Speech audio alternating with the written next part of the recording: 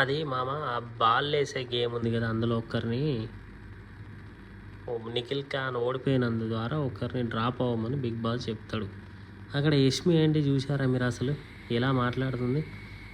Actually జరిగింది ఏంటంటే, లైవ్లో అయితే డైరెక్ట్ మణికంటే చెప్తాడు బిగ్ బాస్ నేను డ్రాప్ అవుతున్నాను. అప్పుడు బిగ్ బాస్ అంటాడు, నీకు నువ్వు సెల్ఫ్గా డ్రాప్ అవ్వడం లేదప్ప, మీ క్లాన్ డిసైడ్ చేయాలి అంటే ఎలాగో ఇతను డ్రాప్ అవుతా అన్నాడు కాబట్టి సోనియాను నిఖిల్ ఏదో పృథ్వీ ఏదో నార్మల్గా రీజన్ చెప్పారు.